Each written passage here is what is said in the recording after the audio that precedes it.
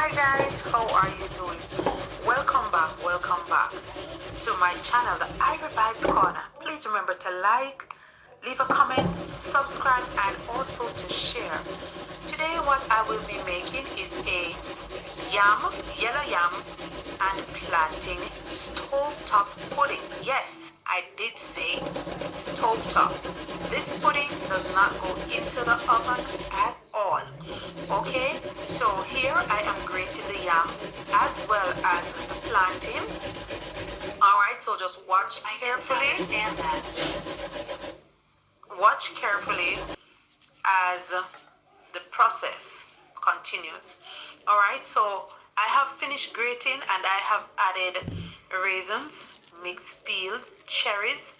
I have also added salt, and now I am adding nutmeg, cinnamon, and other spices that are mixed together in this package. Several spices combined together in that package. All right, so at this point I will now add some vanilla. All right, let's get all that vanilla in there. Right, and I'm now going to add some sugar, and I have chosen to use a granulated sugar in order to maintain the color of my batter. The dark sugar tends to make it look a little bit dark, and I did not want for that to happen. Alright, so at this point we're going to combine all our ingredients evenly. Okay, please note that there is no water added.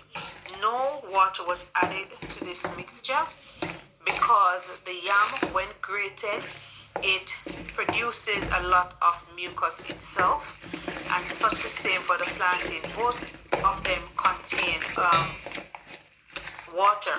They are water-based food, so we don't need to add any water. Look carefully, you can see how it's getting fluffy when I combine all these ingredients, and again, no water has been added. We continue to mix until everything is evenly distributed. Okay, please note that the yam and also the plantain are binding agents, and so we will not be adding any flour to the mixture. Instead, we will be adding some cornmeal as an additional binding agent. So there are 3 binding agents combined together in this mixture. They are yam, plantain, and the cornmeal. 3 binding agents. Please note, no baking powder is not added to this mixture either.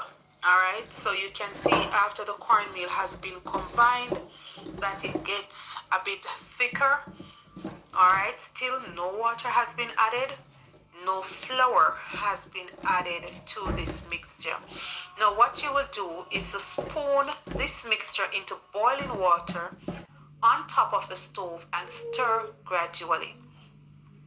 This is the ending product. You would cook for approximately 30 minutes. Approximately 30 minutes on top of the stove. Grease your baking pan. Spoon the mixture into it after the 30 minutes on top of the stove and compress with a spoon. Okay, and you allow for it to cool. Grease your pan, your baking pan, and press it in like I said. Allow for it to cool, and then voila! Stovetop yam